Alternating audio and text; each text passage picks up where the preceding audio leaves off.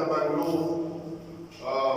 عظمت راشي، د ډالرو عظمت راشي، د روپو راشي، د غنمو راشي، د جوارو راشي، د جامو راشي، د ګاډو راشي، دا ټول مناسب دي. نو ځان سره به ګاډي یو شو، څه پیدا به بیا موږ راکړي، یو وخت به پیدا وي دنیا کې چې دا حلال وي، خو بیا به وروستو ډېر زموږ او ستاسو د به ډېر د عظمت کار چې کوم دی نو په دنیا کې په مخ د ځمکه په کائنات کې د ټولو نه عظیم څیز چې کوم دی نو قرآن دی،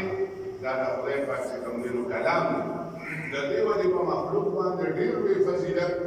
او عظمت لري. د قرآن خبره هغه په دې ټولو خبرو باندې ډېر لوی عظمت لري، دونه عظمت پرې لري لکه څومره چې د مخلوق باندې د خالق عظمت، یعنې چې څومره د خدای او د انسان فرق دی، دونه د خدای او د انسان د خبرې فرق دی. چې څومره انسان او د خدای د ذات او د عظمت فرق دی، نو دومره فرق د انسان خبره څه که دا ټولې دنیا انسانان راجمع شي، د ټولې دنیا پارلمنټونه راجمع شي او د ټولې دنیا پوهان راجمع شي او پروفیسران راجمع شي او هر څوک چې راجمع شي، نو د دې د خبرې عظمت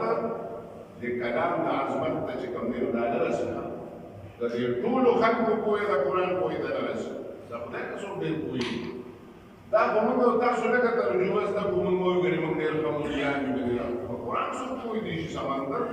یو سر بل سر دا چاته معلوم نه دی، خو دا خو شروع ده. نو زموږ او ستاسو ابتدا ده، نو دا به موږ او تاسو سره د ترجمې په دویم محنت دا کوو چې داسې نه چې معلومات وشو یا داسې سپک وګڼو یا درمڼه خو بس دا هم یو کار و په وشو نو وشو په ونشو نه،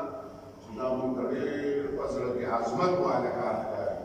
او د خلکو په زړونو کې هم دا عظمت واچوي. نو که دا عظمت راغی نو هر څوک په قرآن راغونډی کوي، نو چې زه هم پوه شم او دا رکوع او دا سپاره او دا تلاوت او دا برکت او دا چې کوم دی نو خیر، دا خیر به راجمع کړي، نو فایده به دنیا کې هم شي او آخرت کې هم شي. الله رب العزت مخې ته به چې کوم دی نو خوشحالي. نو د دې وجې نه موږ او تاسو به درس هم کوو، خو داسې پروګرام به کوو، داسې خبرې به مضبوطه وو چې هغې سره د قرآن عظمت انشاءالله سبا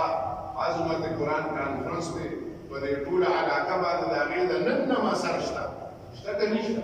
او انشاءالله چې کانفرنس وشي د قرآن عظمت کې به زیاتوالی راشي که رانشي، انشاءالله علما به بیا بیان وکړي. خلک چې دومره خوشحالي لکه موږ به خوشحالې شو، دا خو موږ یوازې نه یو، موږ مسلمانان الحمدلله دومره ډېر خلک یو، نو ډاډه به شو که ډاډه به نه شو، عظمت به راشي. نو د دې وجې نه سبا خدمت وکړئ او سبا چې کوم دی نو په هغې محنت وکړئ، ځان ستړی کړئ په قرآن، هېڅ دعوت پکې نشته دی. څومره موږ تاسو ځان ستړی کړو، دومره به موږ تاسو ته خدای پاک رڼا نصیب کړي. سړی پوه نه شي، خو مشقت یې ډېر کړي، اخر هم څه ته خدای دا نصیب کړي. ګورې چې څومره ته خواري کړې ده، څومره ته محنت کړې، دومره ته خدای قرآن نصیب کړي. نو دعا وکړئ الله رب العزت ختم په وخت. دا رښتینی پیغمبر ویلي